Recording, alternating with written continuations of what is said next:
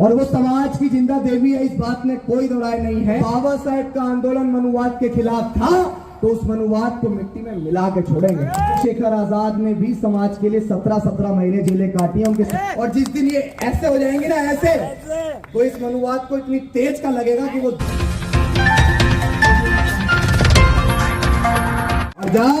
और जब हमारा वक्त आएगा तो आपको जो अधिकार चाहिए वो हमसे ले लेना, क्योंकि बाबा साहब ने हमें कभी भी बदला लेना नहीं सिखाया। बाबा साहब अम्बेडकर ने हमें बदलाव करना सिखाया। तो जिन लोगों को अधिकार इनकी सरकारों में भी नहीं मिल रहे हैं, जब हमारे नेता एक होंगे, जब हमारे नेता एकजुट होकर कामयाब होकर सत्ता में स्थापित होंगे, तो जिन लोगों को अधिकार नहीं मिले हम उन लोगों को भी अधिकार देने का काम करेंगे। साथियों, हमारी आजादी के 14 से 15 महीने बचे हैं। आप देख लीजिए, जिस भारत के संविधान को हम लोग बचाने की लड़ाई लड़ रहे हैं, क्या वो भारत का संविधान सुरक्षित रह पाएगा इन 15 महीनों के बाद? हमें इस बात की कोई गारंटी देने वाला कोई नहीं। आज मैं आपसे यहाँ एक बड़ा गंभीर विषय आपसे कहना चाहता हूँ कि मान्यवर कांशीराम साहब 21वीं सदी के महानायक के रूप में जो हमें मिले, जिन्होंने बाबा साहेब अम्बेडकर को पुनः स्थापित किया, जिन्होंने जय भीम के नारे को बुलंद किया। अगर कोई भी नेता जय भीम के साथ संघर्ष कर रहा है, इस बहुजन आइडियोलॉजी को आगे बढ़ा रहा है, तो उसका संघर्ष भी सर्वोपरि है। ज्योतिबा फूले, पेरियार, ललई, अम्बेडकर, मान्यवर कांशीराम साहब, इनके भी परिवार थे साहब, लेकिन किसी ने अपनी विरासत को परिवार को नहीं सौंपा था। तो आज भी मेरा सवाल है कि क्यों हम लोग इस धरोहर को, विरासत को सौंप रहे हैं? क्यों हम लोग संघर्ष को, इस विरासत को नहीं सौंप रहे हैं? मेरा बड़ा सवाल है। आप लोग समझ रहे होंगे कि मैं कहां इशारा कर रहा हूं। हम लोग जब तक कामयाब नहीं हो सकते हैं, मैं इस मंच से आज एक बात कहना चाहता हूं कि हमारे समाज की आज भी एक सबसे बड़ी लीडर है माननीय बहन जी, और वो समाज की जिंदा देवी है, इस बात में कोई दो राय नहीं है।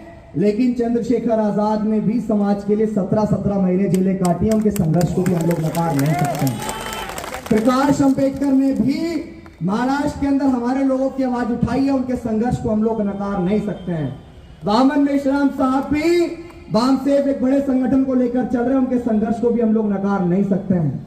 रिपब्लिकन पार्टी हमारे पास है, वो भी संघर्ष कर रहे हैं, नकार नहीं सकते हैं। उदित राज भी बड़े संघर्षशील नेता हैं, उनको नकार नहीं सकते हैं। इसी प्रदेश का एक व्हाइट टाइगर के नाम से जिनको हम जानते हैं, फूल सिंह बरैया, वो भी एक बड़े नेता, उनके संघर्ष को भी हम लोग नकार नहीं सकते हैं। लेकिन आज ये जो एक बड़ी ताकत, ये हमारी बाजुएं हैं जो अलग अलग बिखरी हुई है। साथियों, आप सभी का साथ चाहिए। हम लोग इन्हीं बाहुबली बाजुओं को एक करने निकले हैं, और जिस दिन ये ऐसे हो जाएंगे ना, ऐसे, तो इस मनुवाद को इतनी तेज का लगेगा कि वो दिखेगा ही नहीं यहाँ। लेकिन इसके लिए हम सबको मिलकर प्रयास करना पड़ेगा। इसके लिए हम सबको एक साथ आना पड़ेगा कि जिसने बहुजनों को जातियों में बांटा, हम उसके गुरूर को एक दिन जरूर तोड़ेंगे। कि जिसने बहुजनों को जातियों में बांटा, हम उसके गुरूर को एक दिन जरूर तोड़ेंगे।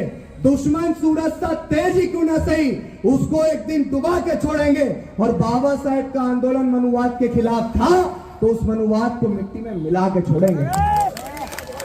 इस बात में कोई दो राय नहीं है। बहुत सारे लोग कहते हैं कि नौजवान नौसिखिए होते हैं, तो नौजवान तो भगत सिंह भी थे, नौजवान तो शहीद अशफाक उल्लाह खां भी थे, जो 23 साल की उम्र में फांसी के फंदे को झूल के चले गए।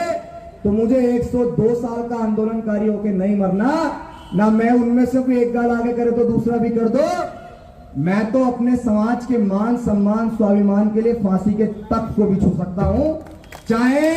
चाहे मौत कल आती हो, आज आ जाए, लेकिन आपके अधिकारों की लड़ाई को हम लोग लड़ते रहेंगे।